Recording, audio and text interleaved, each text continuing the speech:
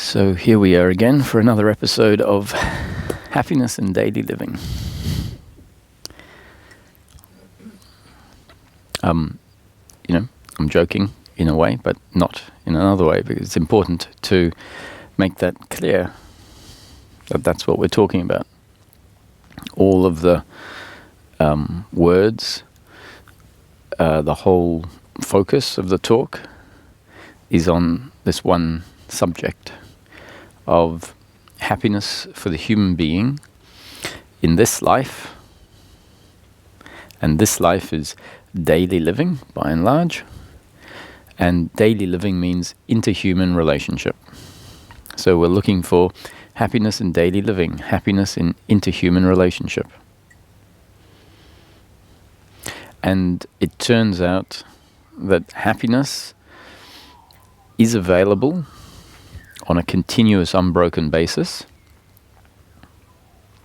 meaning all the time, in life, regardless of the circumstance that we find ourselves in, which is an important point because we're not in control of the circumstance, and it's not always going to be favorable or pleasurable.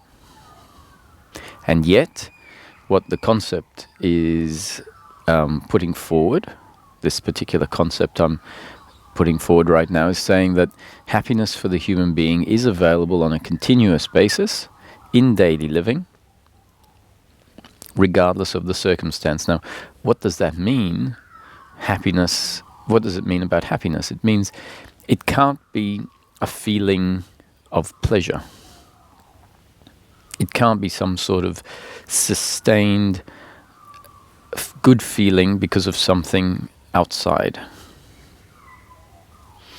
And when it starts to develop inside of us, when this happiness sets in, it becomes very clear what it is. It becomes very clear that it's an internal peace of mind, we can say, a comfortableness with oneself, primarily a comfortableness with oneself, regardless of the circumstance, meaning independent of the circumstance. We're never really independent of the circumstance. We always coexist with the circumstance, but we find that the ease, the comfortableness, the peace of mind inside is not something that comes directly because of the circumstance. And we know this because the circumstance in nature, well, the circumstance being either pleasurable or painful on one level, that's always changing. And yet we find that this comfortableness, this ease, is available, even when the circumstance is always changing. So that means that this ease, this comfortableness, this contentedness, this peace of mind comes from a unique place. It comes from who we are. Because it makes sense that whenever we're in daily life, we're there. So this is great news. This is sort of the open secret. The jewel in the crown, the pot of gold that the beggar is sitting on, sometimes, often, without even realizing it. It's essentially what we are is the happiness that we're looking for. So remember, I'm using the word happiness, and the word happiness, by and large, has been taken to be pleasure. We associate the word happiness with pleasure. We think that our happiness is going to come from pleasure. That's essentially conditioning. We have defined a word to mean something, and so then that's what it tends to mean until there is a reconditioning of the definition we apply to that word. So you'll hear me use the word happiness a lot, and it's not talking about an excitement or a feeling of something pleasurable. It's not talking about happiness linked to things going well. It's a complete redefinition of the word happiness. Happiness as peace of mind. Happiness is not something added. It turns out that peace of mind is actually the absence of suffering.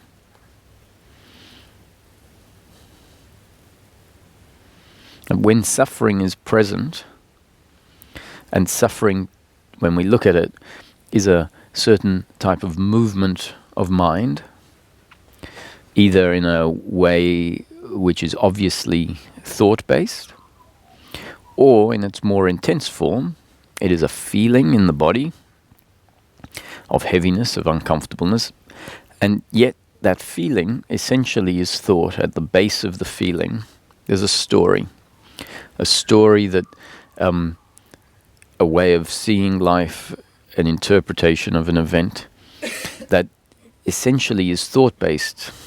Or our cognition, we could say, is thought-based. And when that thought is condensed enough, it turns into feeling. And so suffering is a form of thinking. And so peace of mind, which is the opposite of suffering, is the peace or the absence of that thinking.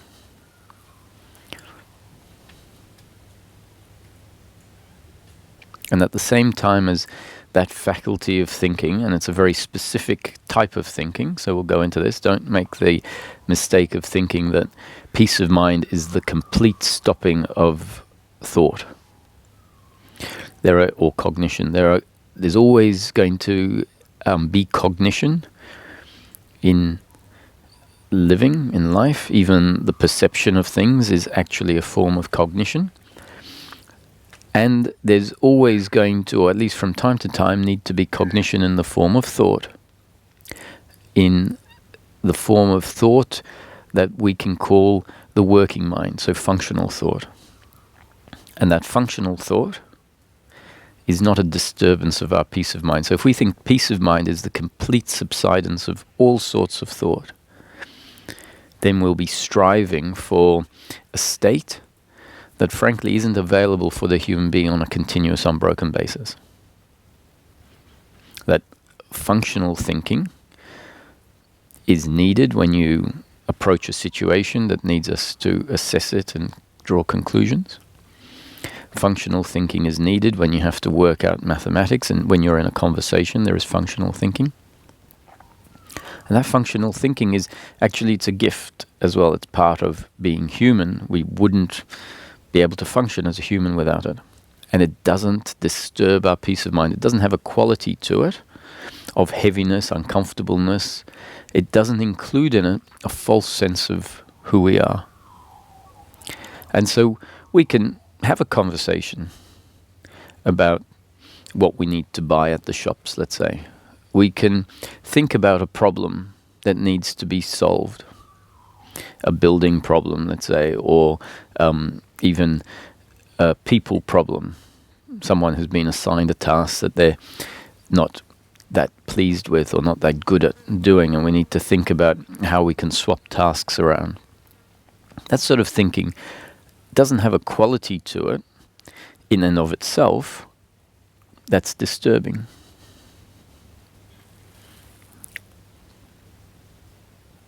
So that thinking that is functional and is going to remain as part of daily living, we can call the functioning of the working mind. And the thinking that does disturb our peace of mind, the thinking which is the opposite of a peaceful mind, a peace of mind, a peaceful mind, is this agitated thinking, and it's thinking of a very specific type. And we're calling this thinking of the thinking mind. And it, in practical terms, arises in the form of guilt, blame, pride, worry, and anxiety, expectation and attachment to outcome. As opposed to, I wonder what my shopping list is going to look like today in order for it to cater for my next 3 days of meals. And, I'd like to build some sort of shelter in the garden. Should I build it out of wood, or shall I build it out of bricks? Shall I have it such that it is fixed in place, or so that it is collapsible and movable? Let me tell my children a story. Once upon a time, there were a group of friends, and every afternoon after school, they would meet with each other and imagine that they were pirates. So you might get a feel: guilt, blame, pride, worry and anxiety, expectation of how the future will look, and attachment to outcomes. Functional thinking, food shopping, solving a design problem, interacting with children in a functional way. Suffering, very important in life, not going to stop. And when we look at this type of thinking, which is sort of, it's just the brain working in two different ways. When we look at this thinking, the thinking of the thinking mind, we find that the thinking of the thinking mind is not actually dealing with circumstance. It isn't part of circumstance. It's an attitude to circumstance. It's a way of relating to oneself and the other, and the outcomes that have essentially happened or might happen. We see that guilt, blame, and pride is an attitude that we can call an attitude of personal doership towards myself and the other, meaning that I see everything that happens through me and everything that happens through the other as something that I have created and I'm in control of. And what I mean by I is an imagined entity. We imagine that there's an entity called me that is completely independent from everything else and can make decisions completely autonomously and independently, meaning there's a completely unconditioned me entity that chooses without any influence. Like, I can't even imagine that anymore. It's actually such a ludicrous image to have of ourselves, and yet the mystery of life is it puts it in place. Me and the other that is in complete control, has complete volition over everything that happens through us. So it's a self-image about who we are that is completely inaccurate. Because and so that's what we can call the self-image that sees me and the other as the personal doer. So there's no doubt that if I throw a cricket ball and the cricket ball goes off track and hits a window and the window breaks, then we have to say, well, I, as in this body, threw the cricket ball. I can't say, well, I didn't do it. The cricket ball was in my hand, and hand went back and threw the cricket ball, and it went off track because, let's say, I'm not a very good shot, and it broke a window. So on the one hand, I did it, but when we look at the mechanism more closely, we can see that the idea that I am the doer that is in control of everything that happens through me is far less accurate. Like, why did you throw it? And we find that I threw it because of a whole lot of functioning of the body, an understanding or a misunderstanding about how the game of cricket works, and an assessment of what is going to be most appropriate in the situation. And then in this case, there's a physical aspect as well as the mental aspect. And that physical aspect is determined by my strength. And all of these factors, when we look at them, are factors that are there in the moment, but they weren't in my control. And so this functioning, this very complex functioning, is essentially a functioning not because of a separate, independent, autonomous controller, but rather the movement of a biological instrument that has been designed to be one way in each moment, has been built, has been grown, has been shaped by life. This doesn't reduce us down to something much less than we know ourselves as from a creative or an expressive point of view. It just means that we get to start seeing things a little bit more accurately. And it really doesn't change the wonder of life. It doesn't change the wonder of being human. In fact, it makes it more mysterious and more wondrous, more awesome.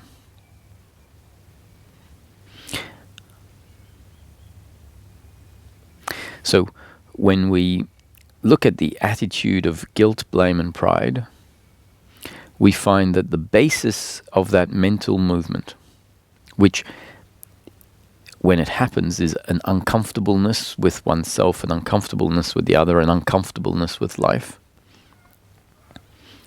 And I say an uncomfortableness because it doesn't feel comfortable.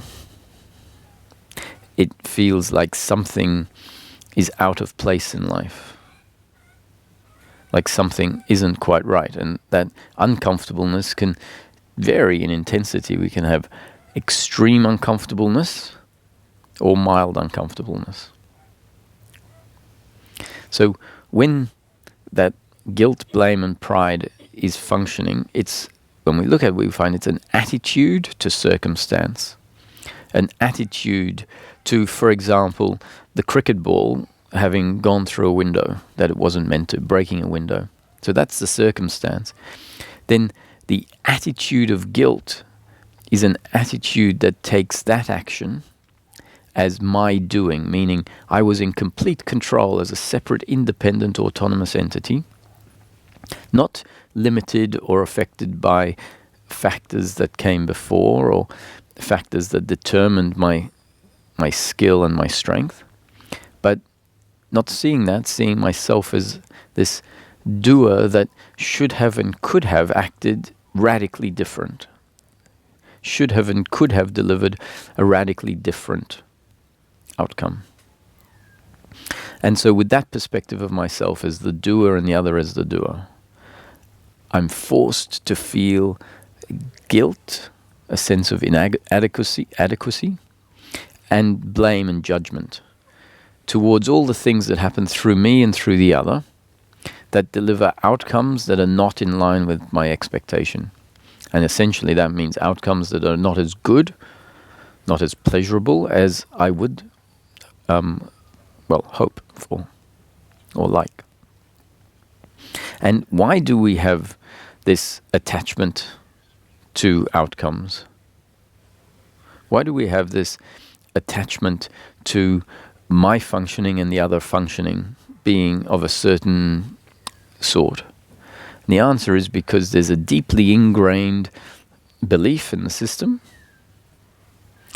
that only knows ourselves relative to outcomes.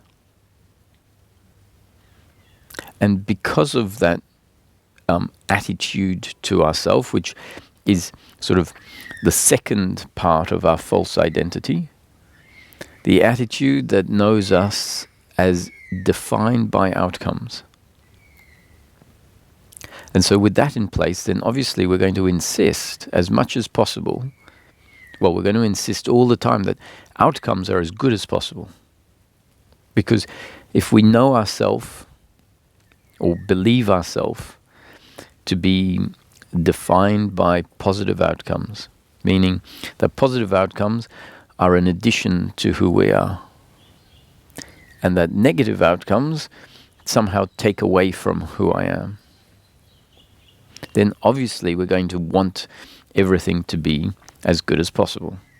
And when we want everything to be as good as possible with a very rigid attitude, meaning without an understanding that, well, even if we want it to be good, sometimes it's not going to be good. So if that understanding gets superseded, gets suppressed because of this attachment, this craving, this need for life to be pleasure, pleasure, pleasure, pleasure, then we have a problem. Because the fact is that life isn't going to turn out the way we would like it all the time.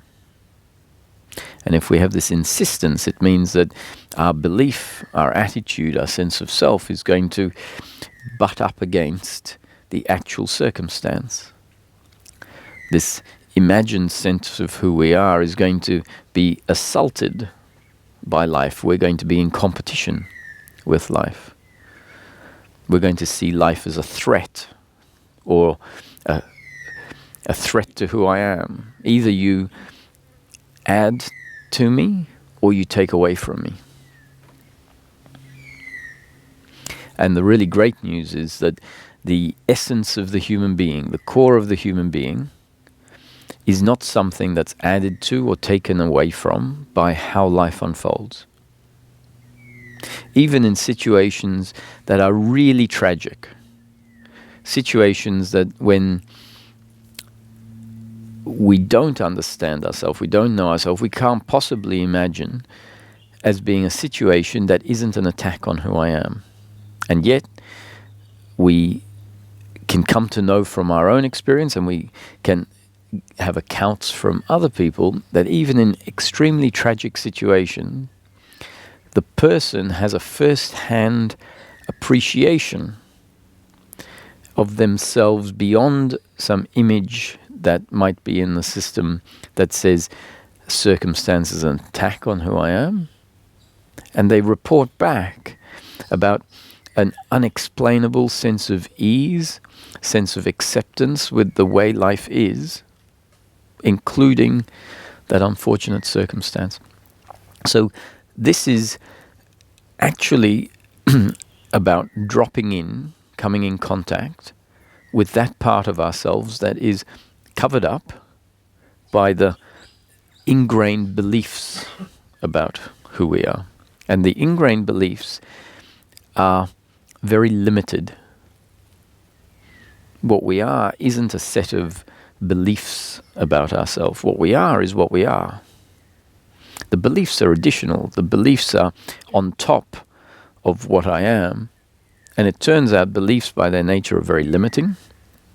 And so the belief that we have doesn't come close to what we really are.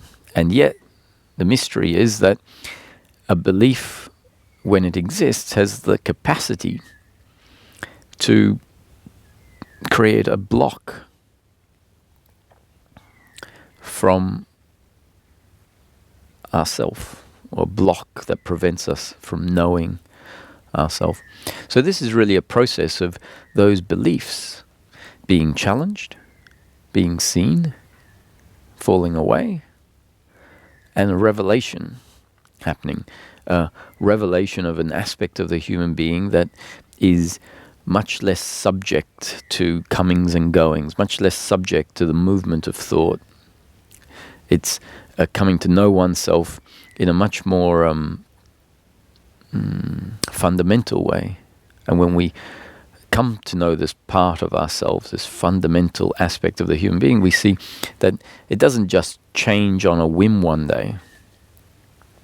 It doesn't go from agreeing with a certain policy and feeling like, yes, I am in essence someone who agrees with that policy. And then in a week's time, having a radical shift of mind and saying, no, I'm not someone who agrees with that policy. So what we truly are on a fundamental level isn't something that can change like that.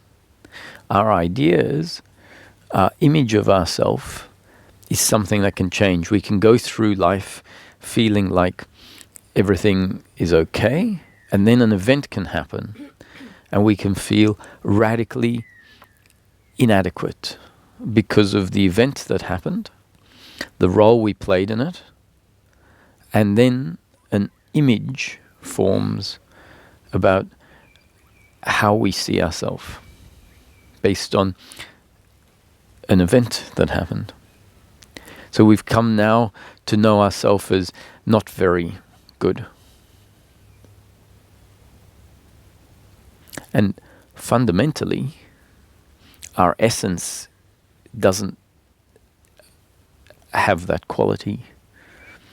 Fundamentally, our essence is something that remains constant,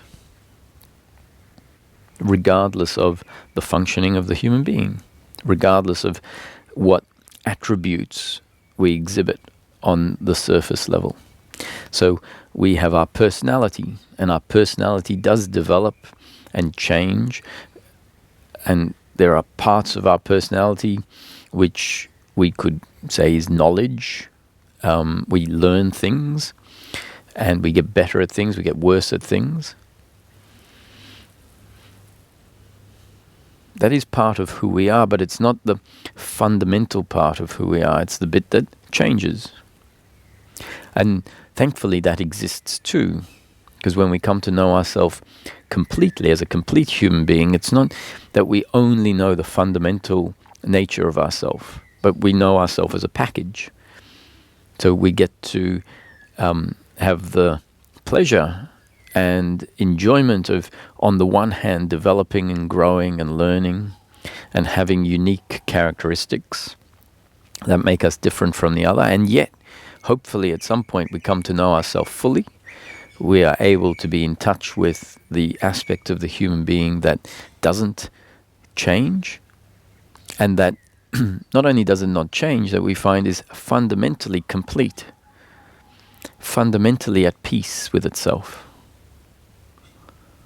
It likes itself. It's comfortable with itself.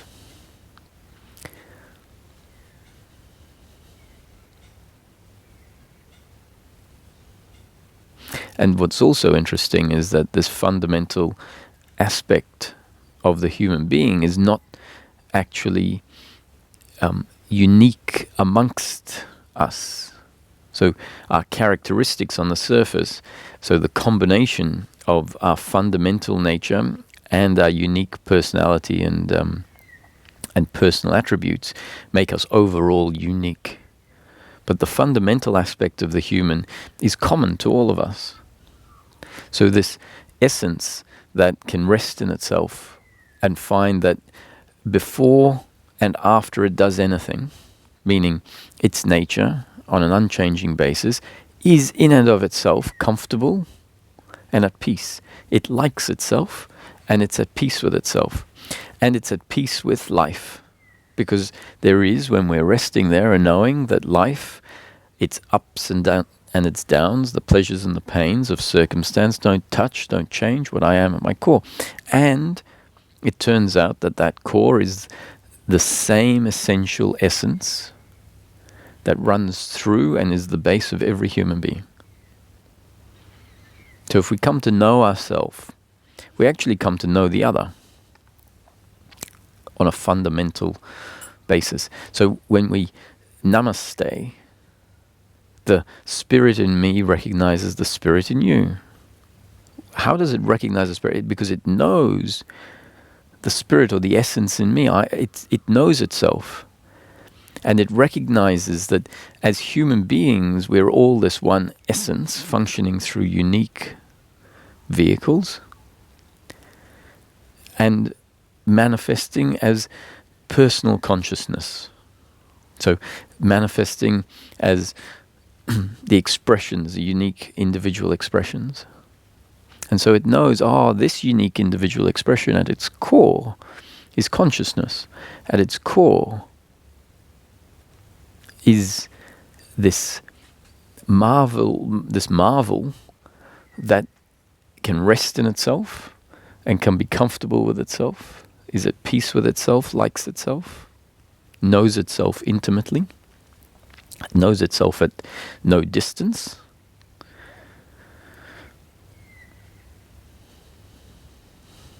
And then it recognizes that in the other. This is how we meet, how we really get to meet each other. When we understand the essence is the one essence, and yet also get to appreciate the uniqueness. And the uniqueness that sometimes is a match, a complement, and other times is sort of the opposite, because we have our preferences. And so if we start seeing this more objectively, then we don't need to label the other as fundamentally invalid when there is a match that isn't a match. We understand, in essence, we're the same. And in essence, I'm untouched by what happens through me and through you. And then we come to see, but I have, on a biological level, preferences. And I'm always going to move towards my preferences on a biological level.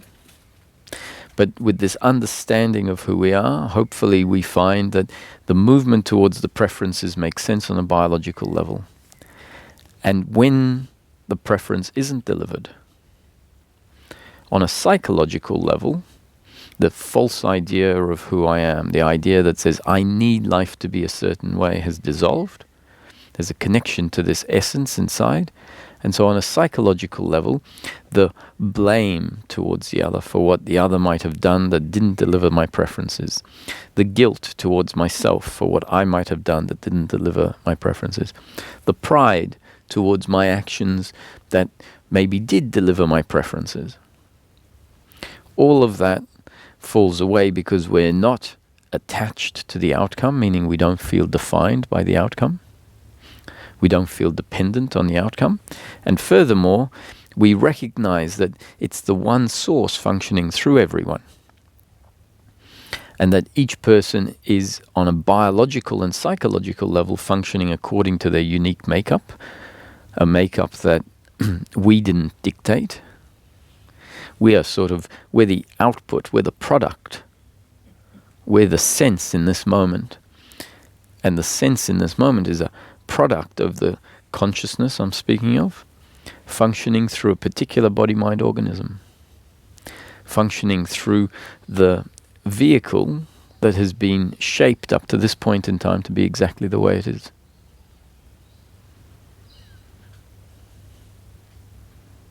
So hopefully we come to rest in the fact, this sense of life, this experience of life, is a present moment experience, and it's an output. It's a result. I am a result.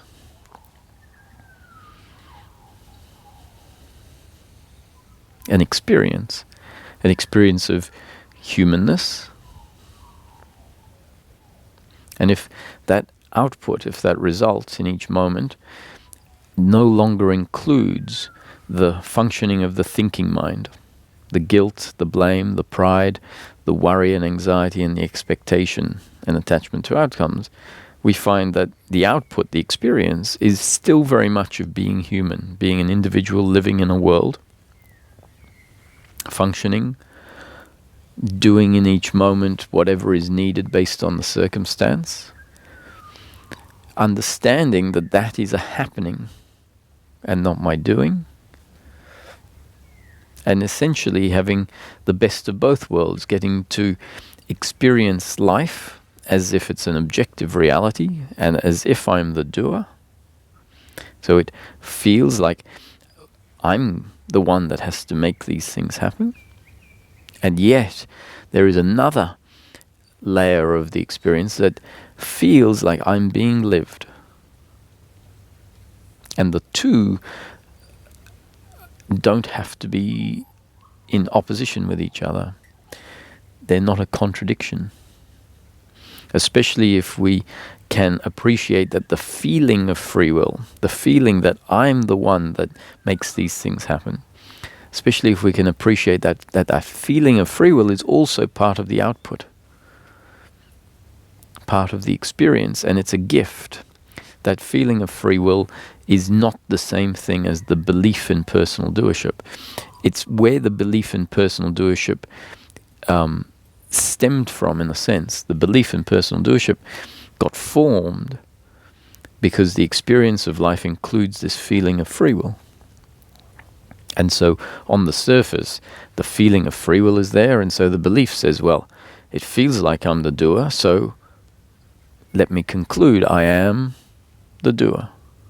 And so hence we now have this self-image of myself as the doer. On close investigation, we start to see that that is not a complete picture, that it makes much more sense to understand that the functioning on a biological and psychological level is according to my genes and up-to-date conditioning, two factors that I've never been in control of. Life has put in place a biological blueprint that has grown, the genetic structure, and then moment after moment after moment, life is delivering new conditioning, and that new conditioning becomes part of what we can call the up-to-date conditioning. So our up-to-date conditioning is the cumulative effect of all of the new conditioning that comes in moment after moment.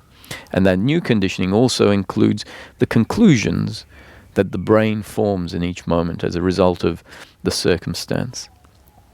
And so in each moment there is new conditioning that adds to our up-to-date conditioning.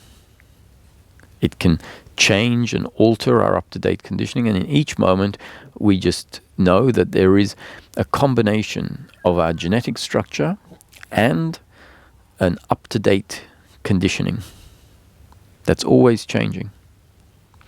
That means that in this moment I'm only one way, exactly the way that the flow of life, the story of life has dictated, has shaped me. And I could say that in this moment I am, on a biological and psychological level, a result of two factors, my genes and up-to-date conditioning.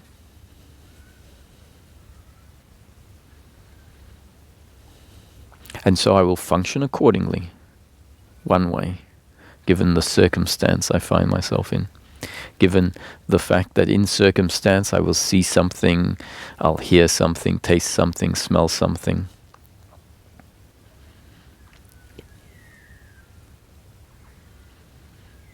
And as a result of hearing, seeing, tasting, smelling, touching something, a response or a reaction will happen in the body. A thought will arise. An action will happen. A feeling will arise.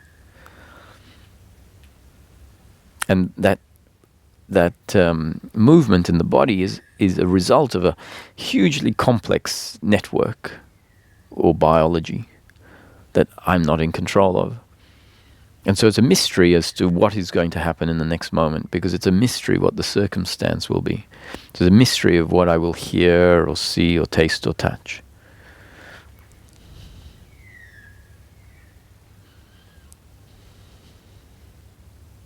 But what's sure is that I will hear, taste, see, touch, smell something, and the response will happen, a reaction. I'm not differentiating between response and reaction. It's irrelevant whether I get extremely angry, whether I blame, whether I feel good.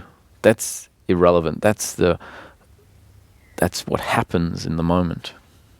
What we're pointing at now is the fact that what does happen in the moment, a particular thought, a particular response, is dependent on the circumstance, what I see, smell, taste, touch, hear,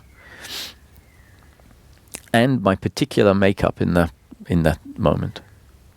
So I'm like if you had two chemicals, and the chemicals have their own chemical composition that they didn't control, they didn't put in place. And the chemicals come across each other, they bump into each other, and there's a reaction. And the reaction is impersonal. The reaction is a reaction completely according to the chemical composition of each of the chemicals. Sometimes the reaction is a violent reaction, an explosion, and sometimes it's an inert reaction. Not if it's the two chemicals, it's always going to be the same reaction because of the way they're made up. But if they're different chemicals, the reaction will be different. And so we can see that the chemicals don't choose, they don't sit down and have a conference, they don't use their own volition to decide how they're going to react. It just happens. And in the same way, we don't determine how we are in a particular moment. We don't determine the circumstance.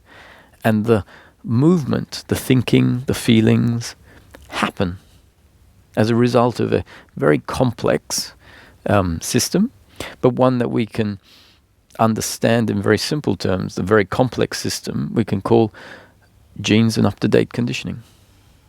The circumstance, which is made up of so many variables that on the micro level go down to quantum mechanics.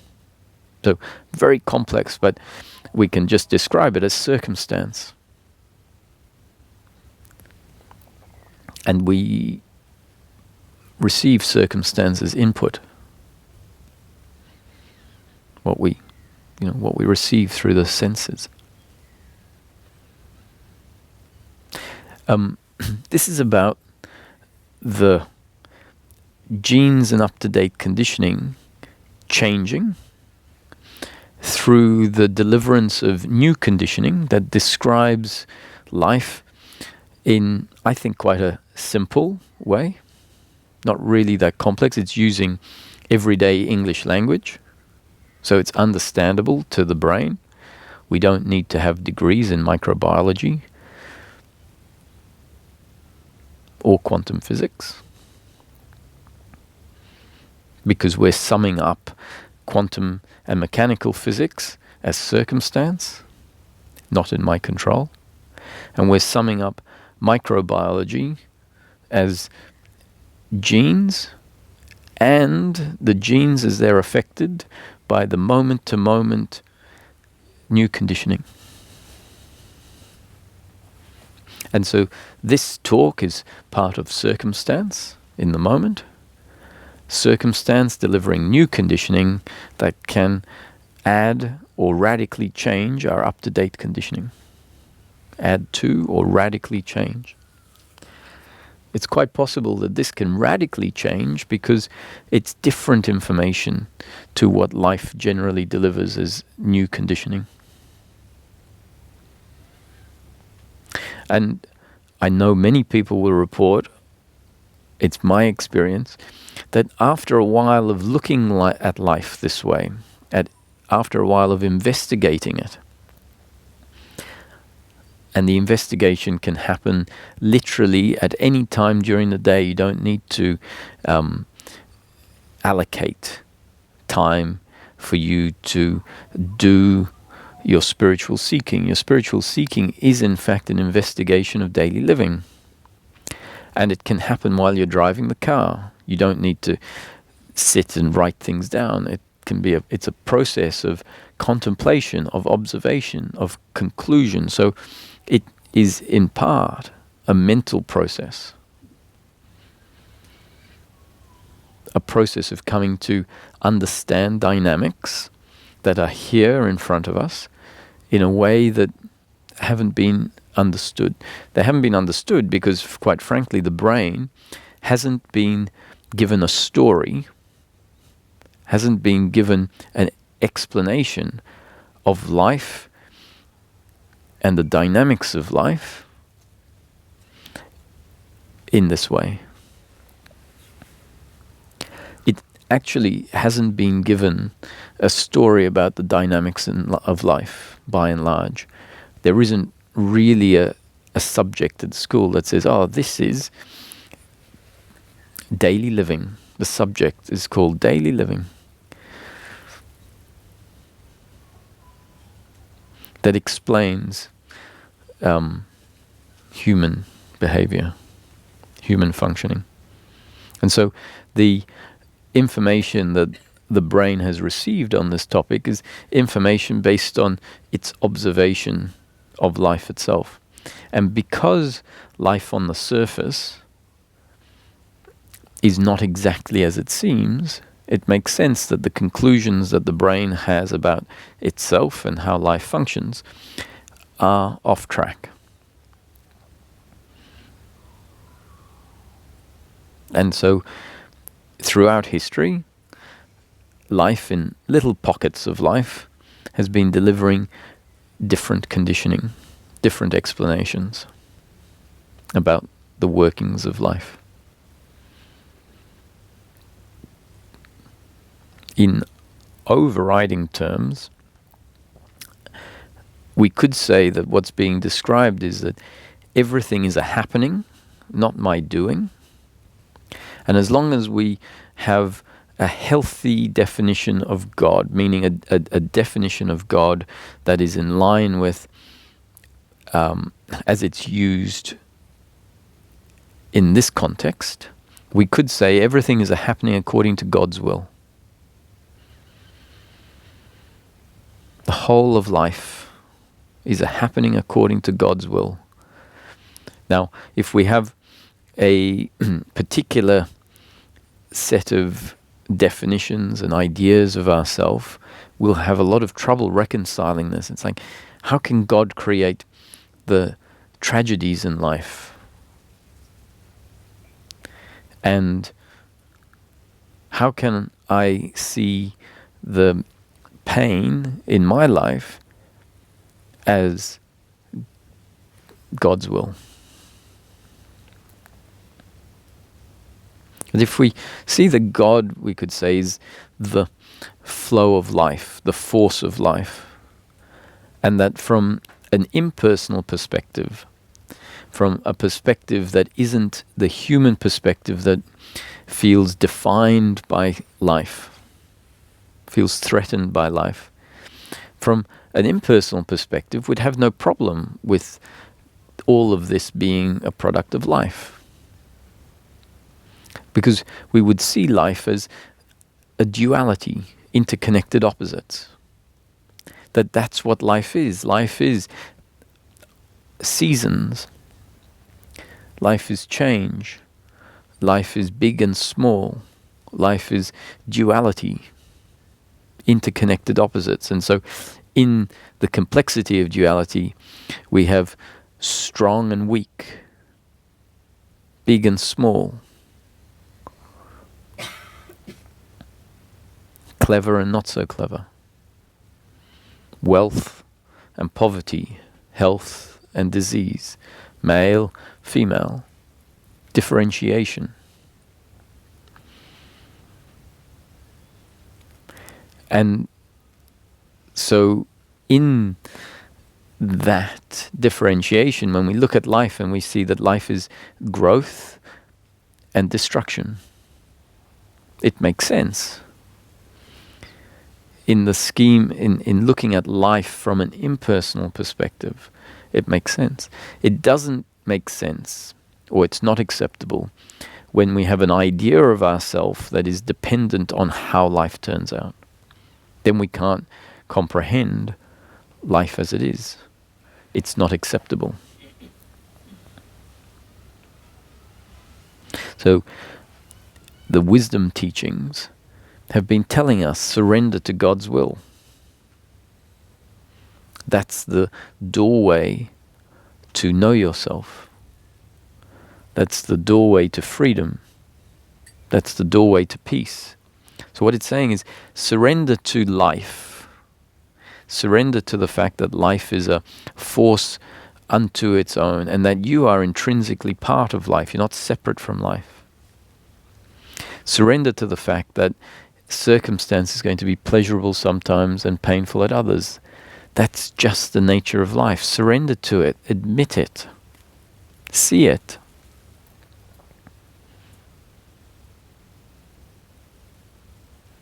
And in that process of surrendering, of seeing, we then come to know ourself, and which is an aspect, a marvelous aspect of life. Know ourselves in a way, know that part of us that isn't touched, isn't added to or subtracted to by what is happening in life.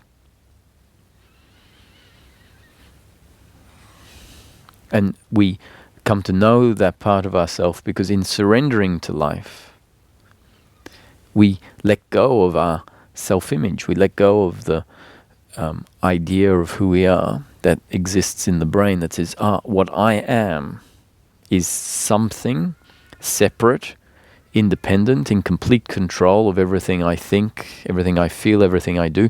And furthermore, I am something that is added to or subtracted from based on outcomes. That's a false image of ourselves. It's a false image of life. And so the hint is surrender to life. Surrender to the will of God. Surrender to the fact that life is happening and that you are part of life and you are being moved through life. And the thinking mind, which includes this self-image, gets very scared, doesn't feel at all comfortable with this suggestion that life is going to be pain sometimes. It's inevitable. It doesn't feel comfortable with the fact or with the statement that you're not in control. All of these things are a direct attack on what it believes it needs. I need pleasure, pleasure, pleasure, pleasure, and therefore I need to be in control in order to get my act together and deliver this pleasure, pleasure, pleasure to myself. So if that belief system hears that, the fact is that life is not always pleasure, pleasure, pleasure. The fact is you're part of life and you're being swept along. So that part of us that wants to be in control really rebels and feels uncomfortable with these statements. The deeper part of us, if these words can be registered by that, says, what a relief. You mean all my attempts to direct life a particular way, all of my mental attitude of expectation about how the future should look, all of my judgment on the other as to how they should act, how the rest of society should act, my judgment on myself, my sense of superiority or my sense of inadequacy, my sense that the other who's different from me is fundamentally wrong. You mean all of that is an error? All of that is an overlay onto life that serves no purpose other than creating an uncomfortableness? An uncomfortableness that we know cumulatively. At some point we know, this is too hard. Something needs to give. We get that feedback. It's the not knowing ourselves and the uncomfortableness from that. And if these words are appreciated, especially the part that says our true nature is something completely different to what we imagine. Our true nature is already, right now, complete and at peace, comfortable with itself, not separate from life, and therefore comfortable with life as it is on an ongoing basis, always comfortable with life on an ongoing basis. So I used the example yesterday. We might see a butterfly land on a windowsill and a spider in the corner, big spider looking at it, crawling towards it. And we might see this dynamic and think, no, this is terrible. The spider is going, and so we go and shoo the butterfly away. Because we can't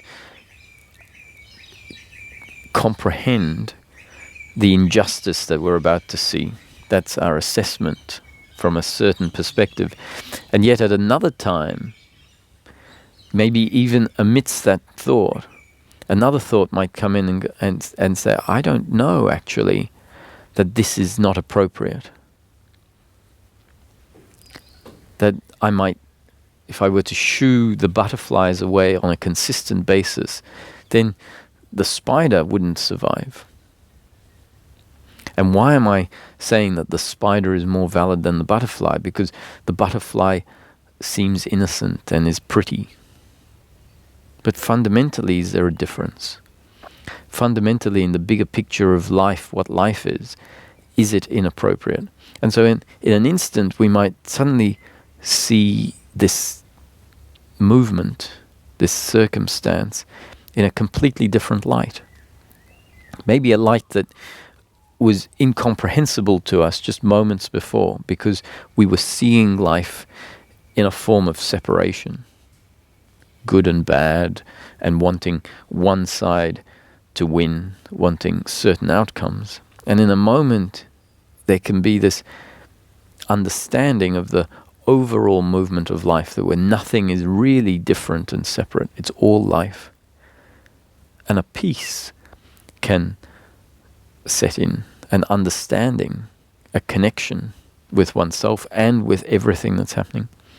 So that's the coming to know oneself that is already at peace and comfortable with itself, not separate from life, and therefore find ourselves at peace and comfortable with life on an ongoing basis, regardless of circumstance. It really means coming to know ourselves differently.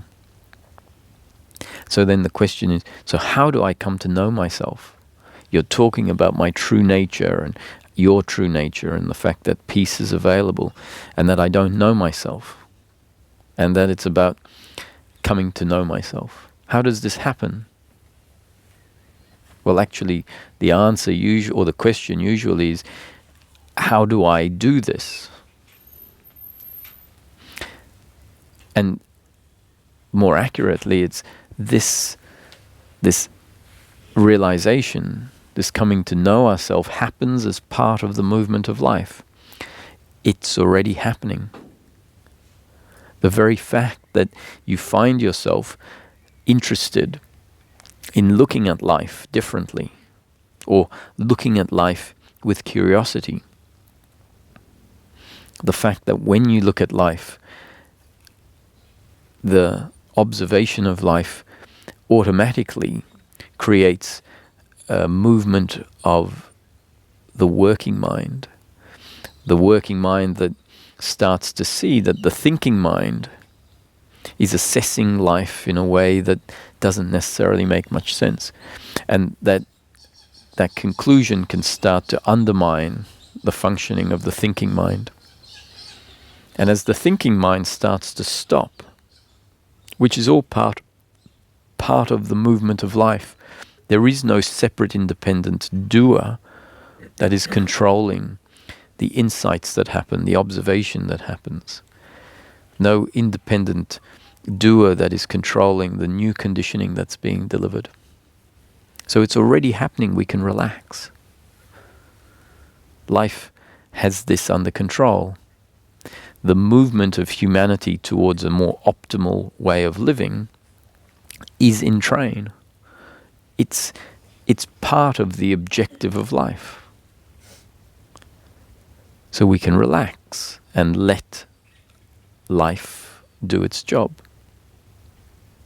And as this movement happens and the thinking mind starts getting cut off, the thinking mind is the attitude towards what is happening, the attitude of doership, attachment to outcome, the involvement in circumstance, the busyness of the mind. As that starts to get cut off, we find ourselves dropping into what we can call the heart, what I like to call the core of the human being.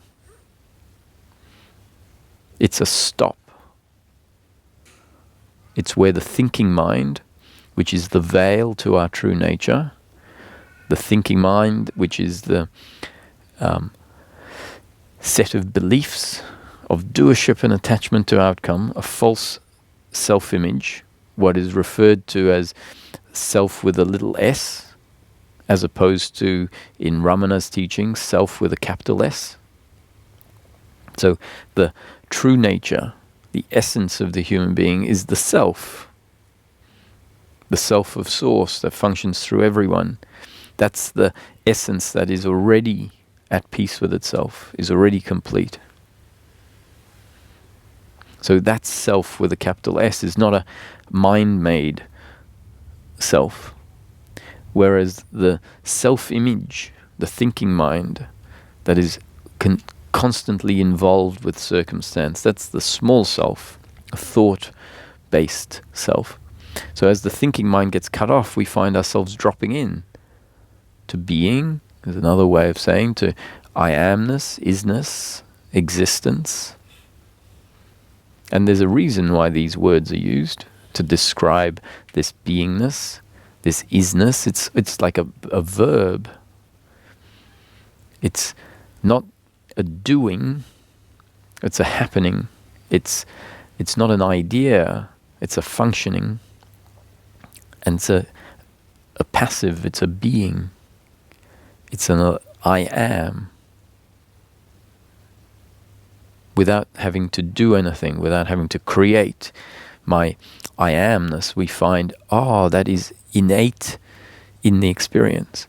And when the thinking mind that is trying to get somewhere, trying to become, realizes, I am. I don't need to become. So that's the wisdom of the working mind will cut off the thinking mind. It'll say you don't need to get anywhere. Your happiness is not to be found in outcomes. That's a remembering that cuts off the thinking mind that might be obsessively trying to control and get somewhere, and we drop into the present moment.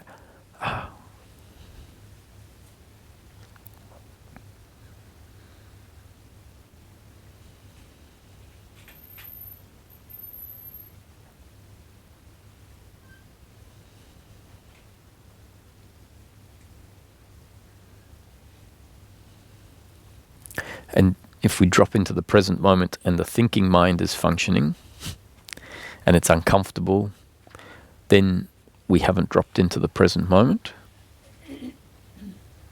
It means that the thinking mind, which, let's be a little bit more accurate, there is only the present moment.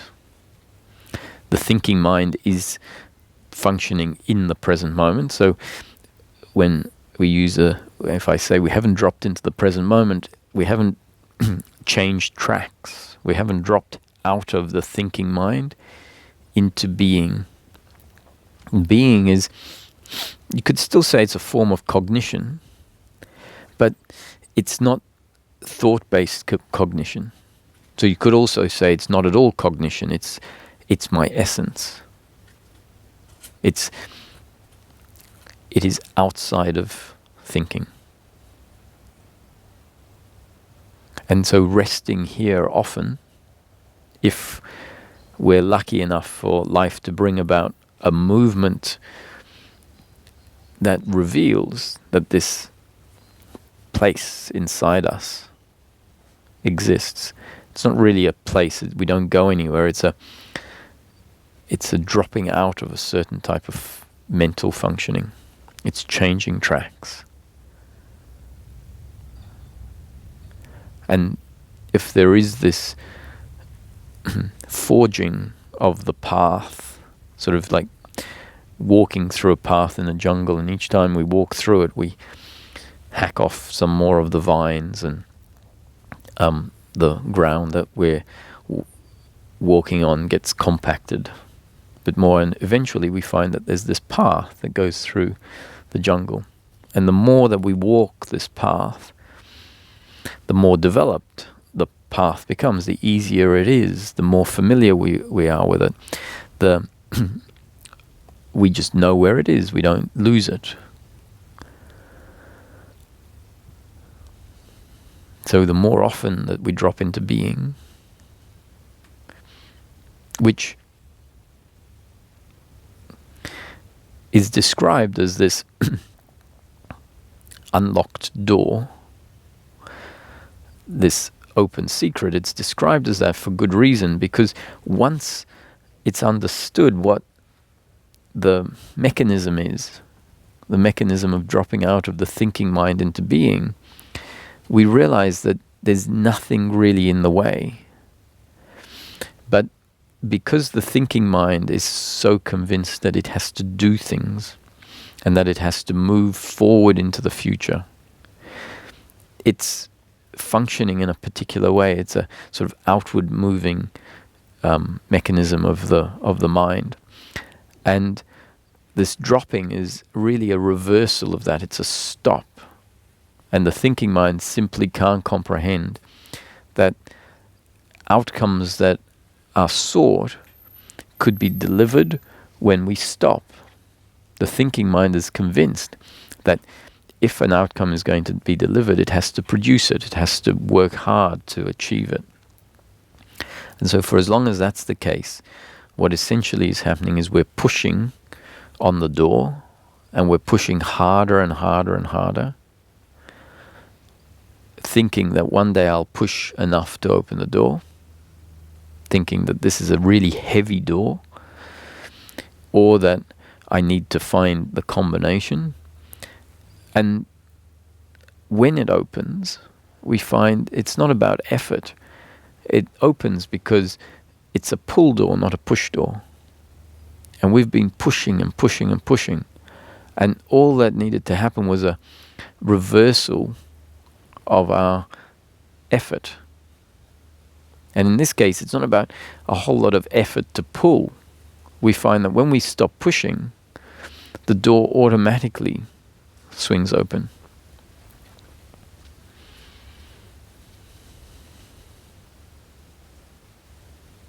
So this is what I mean by the shifting out of the thinking mind.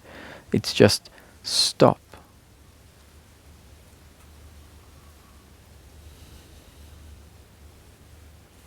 And if the thinking mind says, okay, I have to stop. Okay, now's the time to stop. Why aren't you stopping? Okay, let me do it again. I need to stop. I'm not sure. How do I stop? Okay, I'll stop by making an effort. It's like, stop.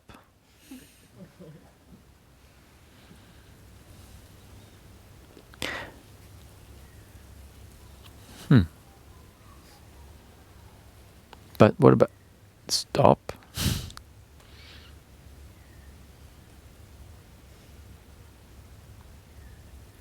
It's like a little kid that can't sit still on its chair. It's like, yeah, but surely, and stop. And eventually, there's, as we drop into this stopping, which might seem boring when the thinking mind is still wanting to function. It's like if we just put a tape over the thinking mind, it hasn't really stopped. It's just like we've just like stopped the sound, but it's still going. And so then there really hasn't been a dropping and a real stopping. So as we do drop in, we find, how strange. This is somewhat satisfying or contenting. And then the thinking mind drags us out again, which is normal. And somewhere down the track during the day, maybe the thought, stop, comes in. We just drop back into being. Or I am. The thought, I am, can arise. Now the thought I am isn't the being. It isn't the I amness. But it's a remembering. Oh, the remembering is, I'm never going to find myself in all of this thinking of the thinking mind. I'm never going to find myself in the regret of the past, the expectation of the future, the worry, the blame. So I am is a remembering to stop and drop. Sounds like, what's the fire thing? Stop, drop, and roll.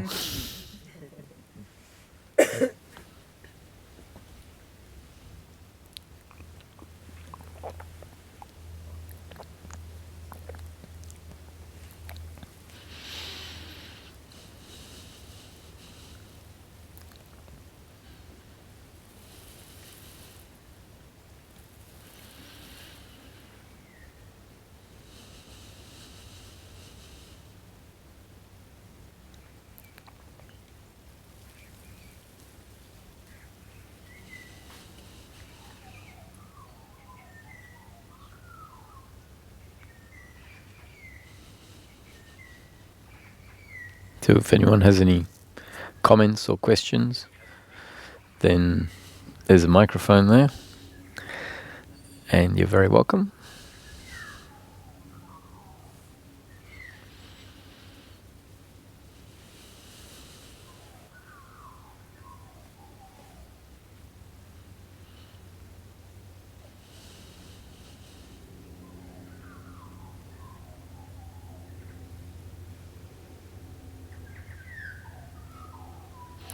And so if the uncomfortableness in life is there, we have to be very careful about the thoughts and the way they arise. And we can't really be careful. When I say we be careful, it is dependent once again on how life conditions us. And so why I just chirped up again is to point out is I've been speaking for an hour about this peace of mind, which is the absence of suffering, which is the reconditioning of the human being by life in order for certain functioning to stop, to fade away. And if we hear that, it is quite possible that when suffering arises, we might resist it and say, oh, this isn't my true nature. This isn't an optimal experience of life from the perspective of the individual that feels at peace with itself. And so we might resist it. And that resisting it is once again a misunderstanding of where the suffering comes from. The suffering arises from the makeup of the human being in that moment. And the human being is that way because of its genes and up-to-date conditioning. So the suffering, the blame, the anxiety, the expectation, the belief that my happiness is to be found in outcomes, if it arises, if it's there because life has conditioned us that way. And so it has to happen. It's not optional. And so if we understand this, we can allow what is inevitable to happen when it's happening. So if it's happening, we know it's a result of the genes and up-to-date conditioning as they are in this moment. So resistance is futile. And yet, if resistance happens, it's there because there's this misunderstanding in place. And the understanding doesn't try to fix the misunderstanding. The understanding witnesses the misunderstanding as a happening. Witnesses the misunderstanding as a result of genes and up-to-date conditioning. So the understanding is non-doership in action. And the very understanding in action, the witnessing of the suffering as a happening based on your genes and up-to-date conditioning, is the movement of the understanding going deeper, which is the only way that the misunderstanding is going to get uprooted. And why is it possible for that understanding to witness the arising of suffering as a happening? Because life has delivered new conditioning that has described the suffering as a happening, a result of genes and up-to-date conditioning that we've had no control of. So it's now possible for the brain to relate to that dynamic from that perspective. If it's never been told, if it's never observed that and seen, yes, those are the dynamics that are in play, it simply can't function that way. The brain only functions a certain way once it has reason to, once it has been drawn certain conclusions based on observation, and those conclusions can be inaccurate or they can be accurate. So the functioning of the brain in the way that produces resistance and uncomfortableness is a result of the way it's been conditioned. It's just an inaccurate conclusion. So it simply isn't possible for the brain to function in the form of thinking and language if the person hasn't been exposed to daily life whereby people around it are communicating in language. If someone is born in the forest and raised by animals, the brain simply won't develop the capability to think in the form of language because the brain hasn't received that input. And if it does receive that input, it can't help but start to function in the form of language. If the brain hasn't been informed, hasn't seen one way or another that the functioning of the human being is a happening and not someone's doing, it simply can't function with that attitude.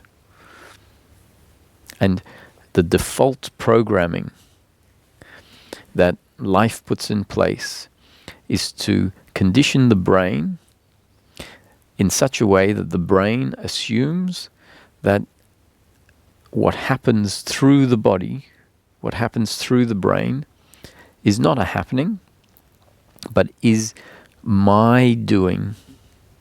At the age of 2.5, an entity forms, a psychological entity. And that entity is the entity that starts saying me and mine and starts tantruming.